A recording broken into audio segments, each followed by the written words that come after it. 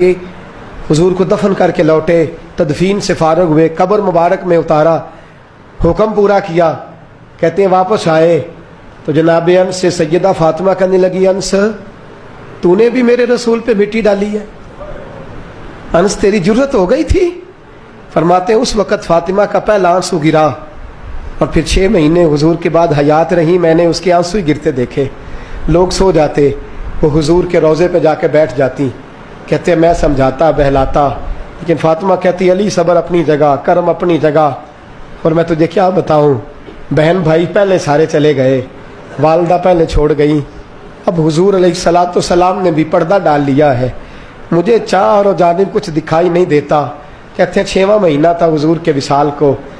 एक दिन मुस्कुराती हुई फातिमा घर आई रोज़े से रात को बच्चों के साथ, तो शेर खुदा कहने लगे, मैंने कहा फातिमा बड़े दिनों के बाद मुस्कुराते देखा, क्या बात है?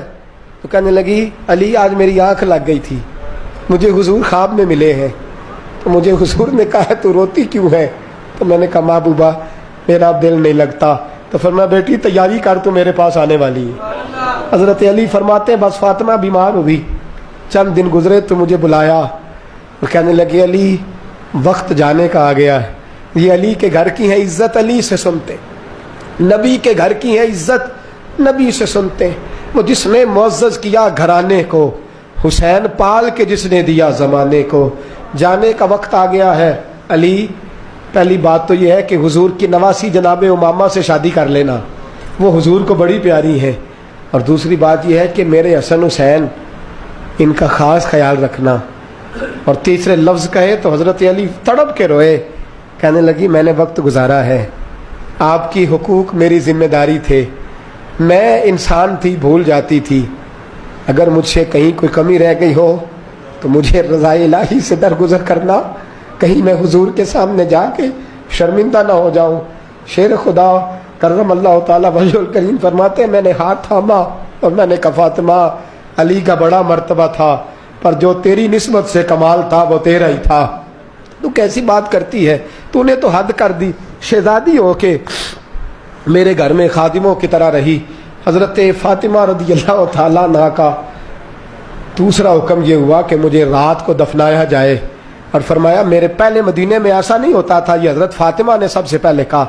फरमाया मेरी चारपाई के साथ लगा के ना शाखें, चारपाई के साथ तो ऊपर ला के उन्हें ऊपर से बांध देना, और उन शाखों के ऊपर एक कपड़ा डालना, मेरे कफन पर भी किसी की नजर न पड़ जाए, मेरे कफन पर भी। फरमाया शाखें लगा के ये वसीयत की, फरमाया ऊपर से फिर रात को उठाना, अंधेरे में उठाना, और फिर कफन के ऊपर शाखें बांध कर गोया एक डोली सी बनाकर उसके ऊपर भी कपड़ा डालना, किसी गैर महरम की मेरे कफन पर भी नजर न पड़े। और अली मुझे अपने हाथों से कब्र में उतार के अल्लाह के सुपुर्द करना। जनाब अनस बिन मालिक फरमाते एक क़यामत हुजूर के विसाल पे देखी थी, और दूसरी क़यामत मैंने हज़रत फातिमा का जनाजा उठी तो देखी। फरमाते उमर फारूक एक कोने में लग के रो रहे थे, मैं गया, मैंने कहा उमर तू दलेर आदमी है, तुझे क्या हुआ? तो कहने लगे पहले हुजूर गए थे, अब निशानी मुस्तफ़ा भी रुखसत हो गई है, हम बच्चों को भेजते थे, फातिमा की दुआएं मुस्तफ़ा की दुआएं लगती थी, देखो सैयदा भी रुखसत हो गई। मेरे नबी पाक सल्लल्लाहु अलैहि वसल्लम ने फरमाया मेरी इज्जत वाली बेटी जब क़यामत वाले दिन आएगी, क़यामत वाले दिन, तो अल्लाह फरिश्तों से, नबियों से, वलियों से कहेगा गर्दनें झुका लो, आंखें बंद कर लो, मोहम्मद की बेटी फातिमा की सवारी गुजरने वाली।